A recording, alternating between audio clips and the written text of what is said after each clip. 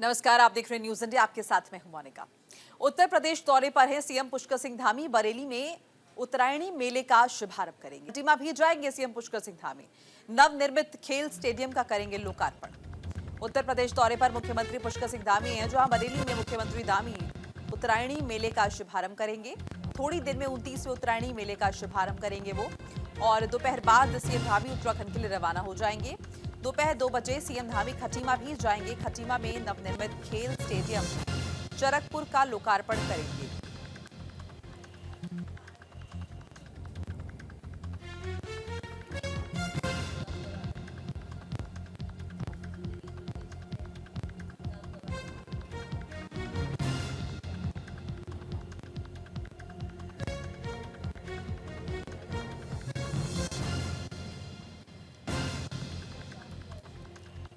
निकाय चुनाव के बाद आमी सरकार बांटेगी दायित्व। राज्य में 3 आयोग और एक समिति की कुर्सी खाली। राज्य में 2 उपाध्यक्षों का पद भी खाली। निकाय चुनाव के बाद आमी सरकार दायित्व बांट सकती है। उत्तराखंड बाल अधिकार संरक्षण आयोग और महिला आयोग के अध्यक्ष की कुर्सी खाली हो गई है। दोनों आयोगों के अध्यक्षों का 3 साल का कार्यकाल इस हफ्ते समाप्त हो गया है। इन आयोगों के साथ ही बद्री केदार मंदिर समिति के अध्यक्ष का कार्यकाल भी खत्म हो गया।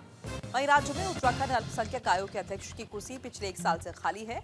उत्तराखंड बाल संरक्षण आयोग के 6 सदस्यों का पद भी खाली है।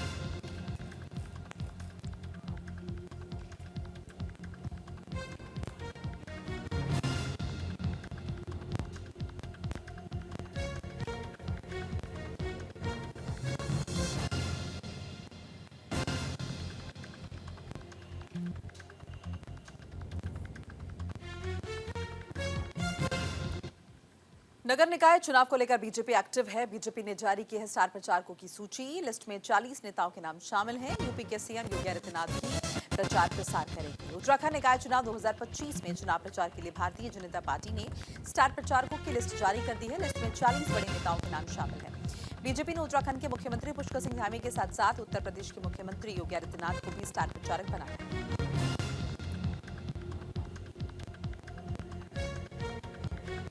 योगी आदित्यनाथ भी प्रचार प्रसार करते हुए दिखाई देंगे। स्टार प्रचारकों की सूची जारी हो चुकी है। 40 बड़े नेताओं के नाम इसमें शामिल हैं। जाहिर है उत्तराखंड निकाय चुनाव है और इसके लिए प्रचार प्रसार करना है। बीजेपी ने कमर कस ली है और अपने जो स्टार कैंपेनर हैं उनकी लिस्ट जारी की है।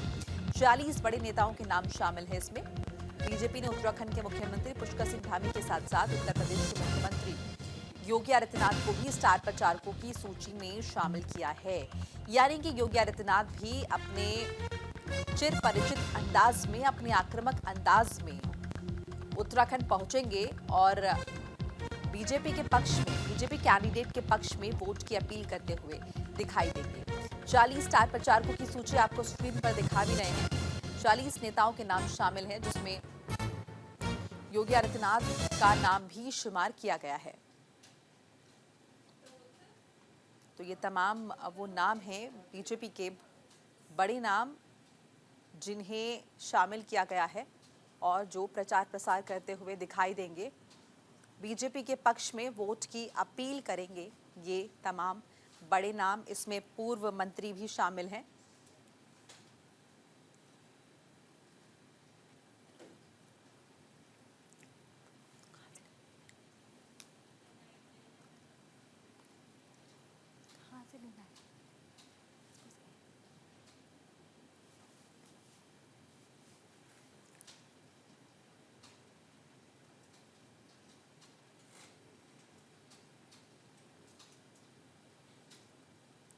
तो देखिए सूची आपको बता रहे हैं। 40 बड़े नाम हैं जिनको लिस्ट में शामिल किया गया। योगी आदित्यनाथ मुख्यमंत्री हैं उत्तर प्रदेश के और बीजेपी के स्टार प्रचारक हैं। वोट की अपील करते हुए नजर आएंगे चिर परिचित अंदाज में। अपने पुष्कर सिंह धामी उत्तराखंड के मुख्यमंत्री हैं और ये भी वोट की अपील करते हुए आपको दिखाई देंगे। आम जनता से वोट की अपील करेंगे। बीजेपी के प्रत्याशी के पक्ष में वोट मांगेंगे। दुष्यंत कुमार गौतम राष्ट्रीय महामंत्री हैं, बीजेपी का बड़ा चेहरा है, वोट की अपील करते हुए दिखाई देंगे। इसके अलावा महेंद्र भट्ट प्रदेश अध्यक्ष है बीजेपी के, ये भी बीजेपी की स्टार प्रचारक का सूची का हिस्सा है और वोट की अपील करते हुए दिखाई देंगे। अजय टम्टा केंद्रीय मंत्री तो ये तमाम बड़े वो नाम हैं, वो चेहरे हैं जो कि वोट की अपील करते हुए दिखाई देंगे। तो ये कुछ आपको अहम नाम बताए योगी आदित्यनाथ, अजय टम्टा, पुष्कर सिंह धामी, दुष्यंत कुमार गौतम। तो देखिए कुल 40 नाम हैं, लेकिन ये कुछ प्रमुख नाम हैं जो इस सूची का हिस्सा है। ज्यादा इन्फॉर्मेशन के लिए हमारे साथ अनुज अवस्थी जुड़ चुके हैं, हमारे सहयोगी। अनुज, जाहिर है अब उत्तराखंड में निकाय चुनाव हैं और ऐसे में बीजेपी ने कमर कस ली है और जैसे कि लगातार हम बता रहे हैं 40 ऐसे नाम हैं जिन्हें इस लिस्ट का हिस्सा बनाया गया है। और अगर हम योगी आदित्यनाथ का जिक्र करते हैं तो सभी जानते हैं कितने आक्रामक वो नेता हैं और अपने चिर परिचित अंदाज के लिए जाने जाते हैं, फायर ब्रांड नेता हैं। तो क्या ये माने कि अब जब निकाय चुनाव के लिए भी वोट की अपील की जाएगी तो मसले वही रहेंगे? लगातार अगर हम योगी आदित्यनाथ की बात करते हैं तो ज्यादातर हिंदुत्व पर उनका फोकस रहता है। योगी आदित्यनाथ की अगर हम बात करते हैं तो उत्तराखंड उनका जन्म स्थान है और सनातनी नेता है, इस वजह से इस लिस्ट में उनका नाम है। स्टार प्रचारकों की लिस्ट है, उसमें कई बड़े नाम हैं, चाहे दुष्यंत गौतम का हो, चाहे बीजेपी के प्रदेश अध्यक्ष महेंद्र भट्ट का हो, सह प्रभारी रेखा वर्मा का हो, अजय भट्ट का हो, अनिल बलूनी का हो, तमाम जो बड़े नाम वो इस लिस्ट में शामिल है। मुख्यमंत्री पुष्कर सिंह धामी खुद स्टार प्रचारकों की लिस्ट में है और जगह जगह लोगों से जो है वोट की अपील करेंगे, बीजेपी के पक्ष में अपील करेंगे, जनसंवाद करेंगे। इसी की तर्ज पे उत्तर प्रदेश के मुख्यमंत्री योगी आदित्यनाथ का भी नाम इसमें शामिल है, क्योंकि उत्तराखंड उनकी जन्मभूमि रही है और उत्तराखंड से उनका गहरा नाता है। इस वजह से उनको स्टार प्रचारकों की लिस्ट में रखा गया है, क्योंकि कई ऐसे क्षेत्र हैं, चाहे वो हरिद्वार क्षेत्र हो, उधम सिंह नगर का काशीपुर क्षेत्र हो, या रुद्रपुर क्षेत्र हो, या खटीमा क्षेत्र हो, इन तमाम जगहों पे, और राजधानी देहरादून, ये तमाम जगहों पे उत्तर प्रदेश के मुख्यमंत्री योगी आदित्यनाथ की रैली भी रहेगी और एक अलग ही जलवा दिखाई देता है। जब उत्तर प्रदेश के मुख्यमंत्री योगी आदित्यनाथ उत्तराखंड की धरती पे आते हैं तो एक अलग ही उत्साह देखने को मिलता है, लोगों में अलग उत्साह देखने को मिलता है कि सनातनी, जिस सनातन की बात कर रहे हैं, उस सनातनी को लेकर के उत्तर प्रदेश के मुख्यमंत्री योगी आदित्यनाथ चल रहे हैं। और पूरा भगवा, अगर देखें कि पंडाल की अगर हम बात करते हैं, पिछले कुछ चुनाव में जो उत्तर प्रदेश के मुख्यमंत्री योगी आदित्यनाथ की जो रैली थी मोनिका, उसमें पूरा भगवा कलर हो गया था और लोगों की भीड़ इतनी थी कि सिर्फ और सिर्फ योगी आदित्यनाथ को देखने के लिए भीड़ उमड़ी हुई। बीजेपी के पक्ष में उन्होंने वोटिंग के लिए अपील करी थी। अभी पिछले केदारनाथ चुनाव हो, चाहे वो मंगलौर चुनाव हो, चाहे वो बद्रीनाथ चुनाव, उपचुनाव या लोकसभा चुनाव, इन तमाम चुनाव में उत्तर प्रदेश के मुख्यमंत्री योगी आदित्यनाथ उत्तराखंड पहुंचे थे। अलग अलग जगह पे उनकी जनसभा थी, हल्द्वानी हो, चाहे वो रुद्रपुर हो, चाहे वो राजधानी देहरादून हो, हरिद्वार हो, श्रीनगर हो, इन तमाम जगहों पे उनकी जनसभा थी। तो एक अलग छवि दिखाई देती है उत्तर प्रदेश के मुख्यमंत्री योगी आदित्यनाथ की। साथ ही साथ स्टार प्रचारकों की अगर हम लिस्ट की अगर हम बात करें मोनिका, तो महेंद्र भट्ट जो बीजेपी के प्रदेश अध्यक्ष हैं, वो स्टार प्रचारकों की लिस्ट में है। दुष्यंत गौतम बड़े नेता हैं, वो स्टार प्रचारकों की लिस्ट में। इसके अलावा बात करें जो अजय टम्टा हैं, केंद्रीय मंत्री हैं, वो स्टार प्रचारकों की लिस्ट में है। माला राजपूत शाह जो सांसद है टिहरी से, वो स्टार प्रचारकों की लिस्ट में। तमाम जो बड़े नेता हैं, बड़े मंत्री हैं, उनकी पूरी लिस्टिंग है कि उत्तराखंड आकर के, चूंकि नगर निकाय चुनाव है, 23 तारीख को चुनाव होना है और 25 तारीख को गिनती होनी है। 23 तारीख के चुनाव से पहले ये जनसभाएं होनी है और अलग अलग क्षेत्रों में ये जनसभाएं होनी। जी मैम, बिल्कुल। अनुज, आपसे ये भी जानना चाहेंगे, देखिए स्टार प्रचारकों की सूची तो जारी हो चुकी है और इसके साथ साथ ये भी समझना चाहेंगे कौन से वो मसले हैं जब ये जनसभा करेंगे तमाम स्टार प्रचारक, तो ये आम जनता के बीच उठाएंगे। बिल्कुल। राज्य सरकार की जो योजनाएं हैं, चाहे वो हम यूसीसी का जिक्र करें, चूंकि वो भी उसमें शामिल है, राज्य सरकार की जो योजनाएं और केंद्र सरकार की जो योजनाएं, डबल इंजन की सरकार है और जनता तक वो योजनाएं पहुंची हैं कि नहीं पहुंची। चूंकि कांग्रेस, बीजेपी लगातार आरोप लगा रही थी कांग्रेस के कार्यकाल में जो योजनाएं थी वो जनता तक नहीं पहुंची थी, लेकिन अब चूंकि बीजेपी की सरकार है, उसमें जनता तक वो योजनाएं पहुंची हैं कि नहीं पहुंची, चाहे वो बिजली हो, सड़क हो, पानी हो, इन तमाम मुद्दों को लेकर के नगर निकाय चुनाव होता है और नगर निकाय चुनाव में इन्हीं मुद्दों पे जो है चुनाव लड़ा जाता है। साथ ही साथ चूंकि राजधानी देहरादून है, स्मार्ट सिटी है, उसको कैसे बेहतर किया जा सके, उसमें और कुछ बेहतर किया जा सके। एक चीज और मोनिका निकल के सामने आई है इस चुनाव में, क्योंकि इस बार जो पेड़ लगाने का जो मुद्दा है वो काफी उभर करके सामने आया कि हमारा जो पर्यावरण है वो बना रहे, पर्यावरण को बचाना है, पर्यावरण को आगे बढ़ाना है, पेड़ लगाने हैं। तो ये मुहिम बीजेपी ने चलाई हुई है। बीजेपी के चाहे वो प्रदेश अध्यक्ष हो, चाहे राजधानी देहरादून में जो मेयर पद के प्रत्याशी हो सौरभ थपलियाल हो, या हरिद्वार में प्रत्याशी हो, वो इन तमाम लोगों ने ये एक मुहिम जरूर चलाई है। हाँ, क्योंकि इसमें नाम जो पूर्व मुख्यमंत्री और इस समय सांसद है त्रिवेंद्र सिंह रावत, उनका भी नाम है, क्योंकि उन्होंने भी अपील करी है कि अगर आप एक पेड़ जरूर लगाते हैं तो हमारा पर्यावरण बचा रहेगा। तो ये एक खास मुहिम इस चुनाव में देखने को मिल रही है। और बाकी स्टार प्रचारकों की लिस्ट है, मुद्दे हैं। अब देखना है कि 23 तारीख को बीजेपी के पक्ष में कैसे वोटिंग होती है, क्या होती है। और साथ ही साथ जनता जनार्दन का अगर हम ग्राउंड जीरो की अगर हम बात करते हैं मोनिका, तो ग्राउंड जीरो पे पब्लिक का ये कहना है कि अगर जो हमारे डेवलपमेंट करेगा, जो हमारी मूलभूत आवश्यकताएं उनको सुनेगा, उसी को हम वोटिंग करेंगे, चाहे वो बीजेपी हो चाहे कांग्रेस। बिल्कुल, आप हमारे साथ बने रहिए अनुज। अगली खबर पर भी आपकी प्रतिक्रिया हम लेंगे, आपका रिएक्शन लेंगे। उत्तराखंड में 26 जनवरी से लागू होगा यूसीसी। कम होगा यूसीसी का शुल्क, जुर्माना हिंदी में 105 और अंग्रेजी में 120 पेज का मसौदा। उत्तराखंड की धामी सरकार 26 जनवरी 2025 से समान नागरिक संहिता लागू करने की घोषणा कर सकती है। बीजेपी का मानना है कि उत्तराखंड में समान नागरिक संहिता लागू होने के बाद ये सामाजिक समानता और न्याय की दिशा में एक मिसाल बनेगा। माना जा रहा है कि 26 जनवरी को गणतंत्र दिवस के अवसर पर सरकार यूसीसी लागू कर सकती है। विशेषज्ञ समिति की ओर से तैयार यूसीसी का मसौदा हिंदी में 105 और अंग्रेजी में 120 पेज का है। अनुज अवस्थी लगातार हमारे साथ बने हुए हैं, हमारे सहयोगी। अनुज, तो फाइनली अब यूसीसी जो है वो लागू हो सकता है 26 जनवरी से।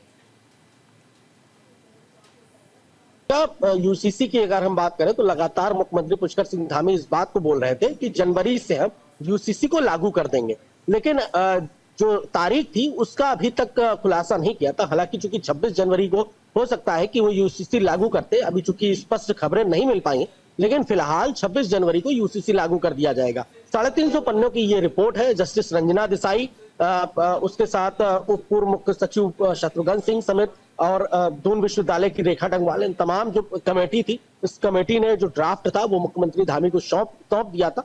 उसके बाद चूंकि संशोधन भी हुआ था, और संशोधन होने के बाद जो ग्राउंड जीरो, चूंकि सबसे ज्यादा इसमें जो दिक्कतें आने वाली है वो पटवारी हो, राजस्व विभाग हो, पुलिस विभाग हो, साथ ही साथ नगर निगम हो, इसके अलावा अस्पताल हो, इन तमाम जगहों पे ये थोड़ी सी दिक्कतें जरूर आने वाली हैं। लेकिन जो कमेटी थी, उस कमेटी ने वहां जा करके अधिकारियों से पूछा, जो कर्मचारी हैं उनसे पूछा, उनको कहाँ दिक्कत आएगी, किस प्रकार से दिक्कत आएगी, उन तमाम चीजों को लेकर के उस ड्राफ्ट में संशोधन किया गया। उसके बाद वो ड्राफ्ट मुख्यमंत्री पुष्कर सिंह धामी को सौंप दिया गया। हालांकि चूंकि मुख्यमंत्री का दिल्ली दौरा था, तो वहां पर भी इस बात को लेकर के प्रधानमंत्री नरेंद्र मोदी से चर्चा हुई यूसीसी को लेकर के।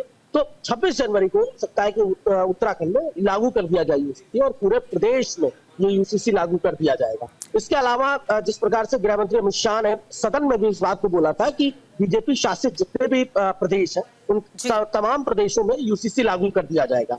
अब उत्तराखंड पहला राज्य है आजादी के बाद जिसमें यूसीसी लागू हो रहा है। कई ऐसे कमिटमेंट है, और साथ ही साथ एक चीज और है मोनिका, इसमें एक ऐप भी दिया गया है। इस ऐप के जरिए चूंकि कई लोगों ने इस बात को उठाया कि हमारी जो निजता है उसका सवाल है, तो यूसीसी के ड्राफ्ट में एक ऐप भी रखा गया है कि इस ऐप के जरिए आप रजिस्ट्रेशन कर सकते हैं। अगर आप लिविंग में रह रहे हैं तो आप रजिस्ट्रेशन कर सकते हैं, अगर आप शादीशुदा हैं तो आप रजिस्ट्रेशन कर सकते हैं। तमाम रजिस्ट्रेशन की प्रक्रिया आपके मोबाइल से आप कर सकते हैं, और ना किसी को पता चलेगा, ना आपकी निजता कहीं उल्लंघन होगा। इन तमाम पहलुओं को रखते हुए मुख्यमंत्री पुष्कर सिंह धामी ने इस बात को बोला था कि चूंकि 31 नया साल जैसे ही आया था, उस समय मुख्यमंत्री ने बयान दिया था कि हम जल्द ही यूसीसी को लागू कर देंगे। तो सूत्रों से ये जानकारी भी है कि हो सकता है कि 26 जनवरी को यूसीसी लागू कर दिया जाए। एक और जानकारी जो निकलकर सामने रही वो ये कि यूसीसी का जो शुल्क जुर्माना है वो कम होगा। इसके बारे में क्या कुछ इन्फॉर्मेशन है, जरा विस्तार से बताइए। बिल्कुल, पहले लिविंग एंड रिलेशनशिप में अगर आप रहते थे तो 3 साल की कैद थी और करीब 50,000 रुपए जुर्माना था। लेकिन अब उस जुर्माने को थोड़ा सा कम कर दिया गया है, 10,000 रुपए जुर्माना किया गया है और 3 महीने की जेल करी गई। साथ ही साथ इसके अलावा और भी कई ऐसे जो कानून बने हुए हैं, उसमें भी जुर्माने की जो प्रथा है वो कम कर दी गई है। जैसे आप विवाहित हैं और आपने रजिस्ट्रेशन नहीं कराया, तो आपको जो राज्य सरकार की जो योजना है उनका लाभ नहीं मिल पाएंगे। आप आधार कार्ड आपका जरूर बना होगा, क्योंकि वोटर कार्ड जरूर बना होगा, लेकिन जो सरकारी योजना है उसमें आपको उत्तराखंड की जो योजना है उसमें वो लाभ नहीं मिल पाएगा। राशन प्रणाली की अगर बात करें उसमें भी आपको दिक्कत आएगी। तो रजिस्ट्रेशन कराना अनिवार्य है कि राज्य सरकार के पास एक डाटा होगा कि कितने लोग किस प्रकार से किस किस तरीके से रह रहे हैं, तो एक डाटा होना बहुत जरूरी है। तो इसी वजह से यूसीसी का जो शुल्क है, मैंने पहले भी बोला कि कई ऐसे संशोधन किए गए थे जब ग्राउंड जीरो पे जो है जाकर के टीम ने वहां पर रिसर्च किया और लोगों से पूछा जाना कि इसमें क्या संशोधन होना चाहिए, तो जो शुल्क है उसमें संशोधन किया। जी चलिए, शुक्रिया अनुज अवस्थी तमाम बातचीत जानकारी के लिए। तो 26 जनवरी से लागू होगा यूसीसी, जो जानकारी निकलकर सामने आ रही है, और जो जुर्माने की राशि रखी गई थी वो भी अब कम कर दी गई है। 38वें राष्ट्रीय खेलों से जुड़ी बड़ी खबर साझा कर ले। 12 जनवरी को 8 प्रचार कंटेनर होंगे रवाना। राष्ट्रीय खेल सचिवालय रवाना करेगा कंटेनर। स्कूल कॉलेजेस में जाएगी प्रचार गाड़ी। क्यूआर कोड स्कैन कर बुक करवा पाएंगे सीट। राष्ट्रीय खेलों से छात्र छात्राओं को जोड़ने के लिए पहल की जा रही है। राष्ट्रीय खेल सचिवालय रवाना करेगा कंटेनर, और स्कूल कॉलेजेस में प्रचार की जो गाड़ी है वो जाएगी, प्रचार के मकसद से जाके प्रमोशन करेगी। क्यूआर कोड स्कैन कर सीट बुक करा पाएंगे। ये भी एक बड़ी जानकारी जो है मिल रही है। खेलों से छात्र छात्राओं को जोड़ने के लिए उत्तराखंड सरकार की तरफ से ये बड़ी पहल जो है वो की जा रही है। 38वें राष्ट्रीय खेल का आयोजन हो रहा है, और इस बीच छात्र छात्राओं को किस तरह से प्रोत्साहित किया जाए, खेलों की भावना उनके अंदर उत्पन्न की जाए, उन्हें जोड़ा जाए, इसके लिए प्रचार कंटेनर 12 जनवरी को रवाना होंगे, और तमाम प्रचार की सामग्री भी इसमें जो है शामिल होगी। स्कूल कॉलेजेस में प्रचार गाड़ी पहुंचेगी, और छात्र छात्राओं के बीच खेल भावना को बढ़ाने के मकसद से ये फैसला लिया गया है। इसके साथ साथ सीट बुक कराना भी पहले से ज्यादा आसान होगा।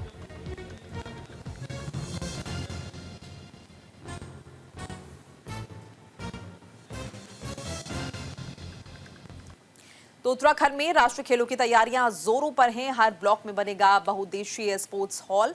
सीएम धामी ने केंद्रीय खेल मंत्री से बातचीत की है। सीएम धामी ने वित्तीय सहायता देने का अनुरोध किया है। सीएम धामी ने केंद्रीय खेल मंत्री से मुलाकात में उत्तराखंड में राष्ट्रीय खेलों की तैयारियों और खेल सुविधाओं के विकास के लिए वित्तीय मदद का अनुरोध किया। सीएम धामी ने केंद्रीय खेल मंत्री से बातचीत की है और वित्तीय सहायता देने का अनुरोध मुख्यमंत्री पुष्कर सिंह धामी की तरफ से किया गया है। 38वें राष्ट्रीय खेलों की तैयारियां जोरों पर। एक तरफ प्रचार प्रसार की बात की जा रही है, और दूसरी तरफ ये भी जानकारी मिल रही है कि हर ब्लॉक में बहुउद्देशीय स्पोर्ट्स हॉल तैयार किया जाएगा। केंद्रीय खेल मंत्री से पुष्कर सिंह धामी ने बातचीत की है इस बाबत, और सीएम धामी ने वित्तीय सहायता देने का भी अनुरोध जो है वो किया है।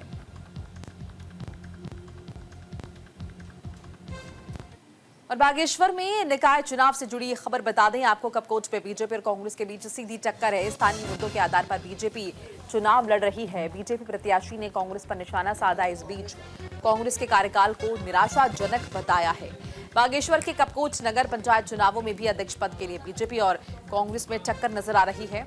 कपकोट में बीजेपी नगर पंचायत में विपक्ष की भूमिका निभा रही है और सत्ता में आने की कोशिश कर रही है। कपकोट से बीजेपी प्रत्याशी गीता ऐठानी ने बताया कि वो प्रधानमंत्री मोदी के स्वच्छता विजन और कपकोट विधायक सुरेश गड़िया के विकास कार्यों के आधार पर नगर पंचायत का चुनाव लड़ रही हैं। कपकोट नगर पंचायत में कांग्रेस के 5 साल के कार्यकाल को बीजेपी प्रत्याशी ने निराशाजनक बताया है। उन्होंने बताया कि कूड़ा निस्तारण की व्यवस्था न हो पाना कपकोट नगर पंचायत की प्रमुख समस्याओं में से है, जिसके आधार पर वो जनता के बीच जाकर वोट की अपील कर रही हैं।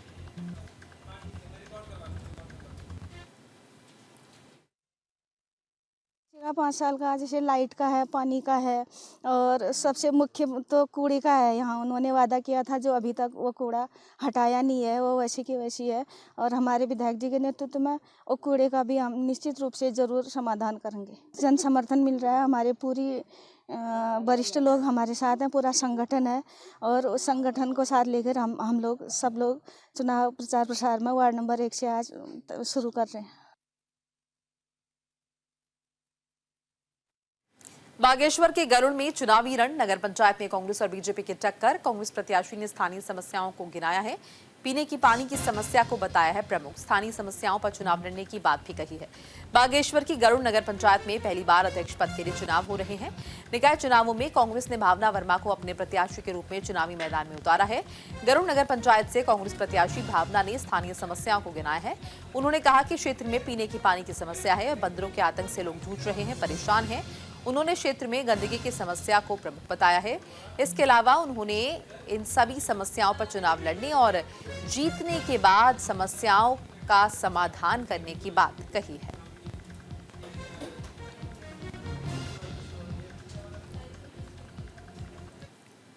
यहाँ पानी की समस्या है।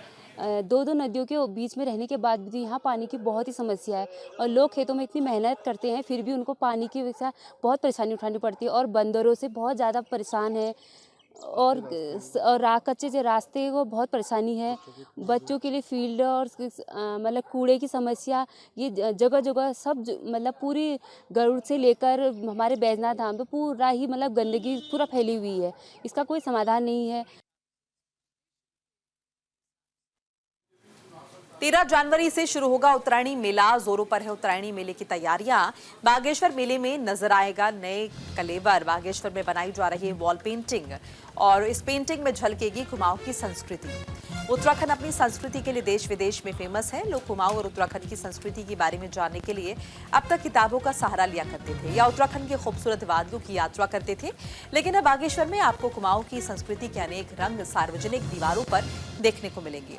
इन दिनों बागेश्वर में वॉल पेंटिंग का काम तेजी से चल रहा है। स्थानीय लोग भी इन वॉल पेंटिंग्स की तरफ आकर्षित हो रहे हैं। बागेश्वर नगरपालिका के ईओ मोहम्मद यामीन ने बताया कि अब बागेश्वर नए कलेवर में नजर आएगा।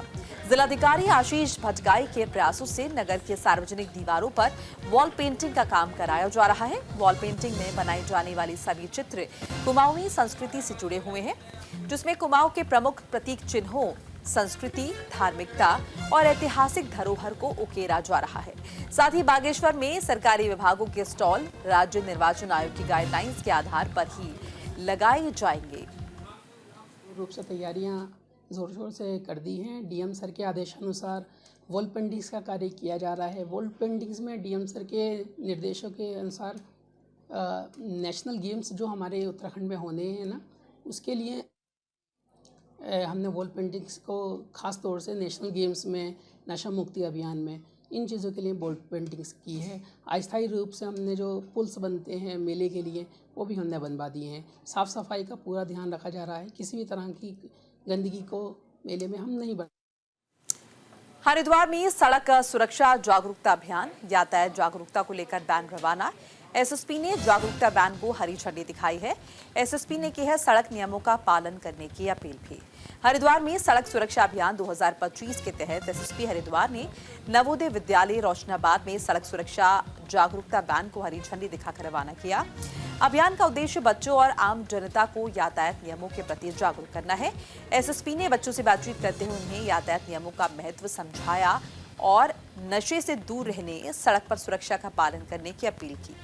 वहीं सड़क सुरक्षा जागरूकता वैन स्कूलों में जाकर बच्चों को यातायात नियमों की जानकारी देगी।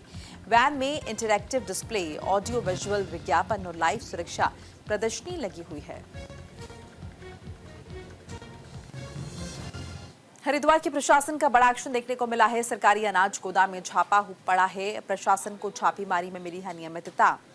डीएम ने दोषियों पर कार्रवाई की बात कही है। हरिद्वार जिलाधिकारी कर्मेंद्र सिंह के निर्देश पर ज्वालापुर के राजकीय अनाज गोदाम का औचक निरीक्षण किया गया। निरीक्षण के दौरान स्टॉक पंजिका और भौतिक स्टॉक के बीच भारी गड़बड़ी पाई गई, जो गोदाम प्रबंधन की गंभीर लापरवाही को उजागर करती है। निरीक्षण में 197 कट्टे गेहूं कम और 3736 कट्टे चावल ज्यादा पाए गए। जिलाधिकारी ने इस गड़बड़ी पर कड़ी नाराजगी जाहिर करते हुए कहा कि गरीब और जरूरतमंदों के लिए खाद्यान्न की उपलब्धता में किसी भी लापरवाही को बर्दाश्त नहीं किया जाएगा। दोषियों की पहचान कर उनके खिलाफ सख्त कार्रवाई की जाएगी। ये निरीक्षण प्रशासन की पारदर्शिता और जवाबदेही सुनिश्चित करने की दिशा में एक बड़ा कदम है। देहरादून में विशालकाय हाथी की दस्तक। लच्छीवाला टोल प्लाजा पर दिखा हाथी और विशालकाय हाथी दिखने से हड़कंप मच गया। तस्वीर आप देख रहे हैं। लोगों को सतर्क रहने की सलाह दी गई है। देहरादून के लच्छीवाला टोल प्लाजा के पास उस वक्त लोगों की सांसें अटक गई जब एक विशालकाय हाथी अचानक से जंगल से निकलकर हाईवे पर आ धमका। हाथी की चिंगाड़ सुन गाड़ियों में बैठे लोग सहम गए। कुछ देर तक तो हाथी सड़क पर घूमता रहा, उसके बाद हाथी जंगल की तरफ निकल गया। हाथी के जाने के बाद ही लोगों ने राहत की सांस ली। हालांकि लोगों को सतर्क रहने की सलाह दी गई है। और इसी के साथ ही इस बुलेटिन में फिलहाल इतना ही। नमस्कार।